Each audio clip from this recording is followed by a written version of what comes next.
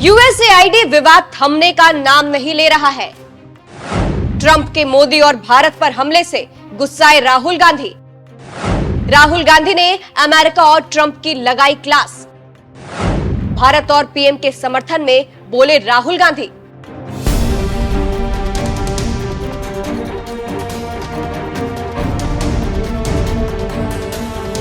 नमस्कार, मैं हूं आपके साथ सृष्टि श्रीवास्तव।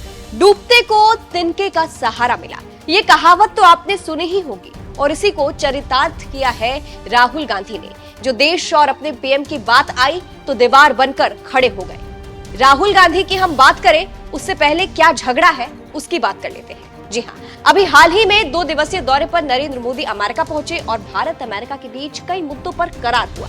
लेकिन नरेंद्र मोदी के भारत आते ही ट्रंप ने अपनी चाल चल दी और अब तो कहा जा रहा है कि आखिर डोनाल्ड ट्रंप क्यों इस तरह की बात कर रहे हैं और क्यों भारत की आलोचना कर रहे हैं। ताजा मामले में अमेरिका ने मतदान को बढ़ावा देने वाली को मदद को रोक दिया था। खबरों की माने तो एलन मस्क के नेतृत्व वाले सरकारी दक्षता विभाग ने भारत में मतदान को बढ़ावा देने के लिए मंजूर $21 मिलियन की फंडिंग को रद्द कर दिया है। इस फंडिंग को अमेरिकी राष्ट्रपति जो बाइडेन के प्रशासन में मंजूरी दी गई थी, जिसका उद्देश्य भारत में चुनावी प्रक्रिया को बेहतर और ज्यादा प्रभावी बनाना था। अब ट्रंप ने 17 फरवरी के इस फैसले का बचाव किया है और कहा है, Well, why are we giving $21 million to India? They got a lot of money. They're one of the highest taxing countries in the world in terms of us. We can hardly get in there because their tariffs are so high. I have a lot of respect for India. I have a lot of respect for the Prime Minister. He just left, as you know, 2 days ago. But we're giving $21 million for voter turnout. It's voter turnout in India.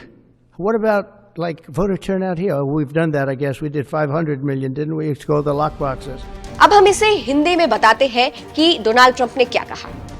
Bharat को ऐसी वित्तीय मदद की जरूरत नहीं है क्योंकि भारत एक उच्च कर लगाने वाला देश है और वहां बहुत पैसा है। ट्रंप ने आगे कहा कि हम भारत को $21 मिलियन क्यों दे रहे हैं। उनके पास बहुत ज्यादा पैसा है और वे दुनिया के सबसे ज्यादा कर लगाने वाले देशों में से एक है। भारत के प्रधानमंत्री का सम्मान किया, लेकिन इसके बावजूद इस फंडिंग पर सवाल उठाए। ये फंडिंग 16 फरवरी को रद्द की गई थी और डीओजी ने सोशल मीडिया पर अमेरिकी करदाताओं के व्यय की सूची जारी की थी, जिसमें भारत में मतदान के लिए रद्द किया गया $21 मिलियन भी शामिल था। तो आप समझ सकते हैं कि कैसे अमेरिका ने धोखा दिया है। इसी को लेकर अब राहुल गांधी गरजे है और अमेरिका और ट्रंप की क्लास लगा दी है, जिसकी हर तरफ तारीफ हो रही है। यूएसएआईडी फंडिंग को लेकर चल रहे विवाद के बीच कांग्रेस कूद पड़ी है। वित्त मंत्रालय ने 2023 से 24 के लिए अपनी वार्षिक रिपोर्ट में बीजेपी के झूठ को पूरी तरह से उजागर कर दिया है। इसी को लेकर कांग्रेस महासचिव संचार जयराम रमेश ने कहा कि केंद्रीय वित्त मंत्रालय ने ही प्रधानमंत्री और उनकी झूठ ब्रिगेड, जिसमें उनके चतुर विदेश मंत्री भी शामिल हैं, झूठ को पूरी तरह से उजागर किया है।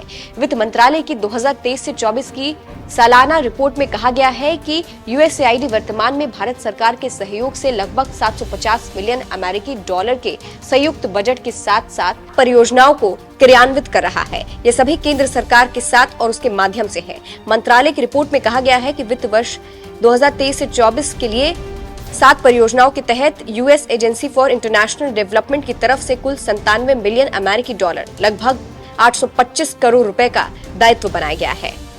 इससे समझा जा सकता है कि कितना खतरनाक मामला है और क्यों।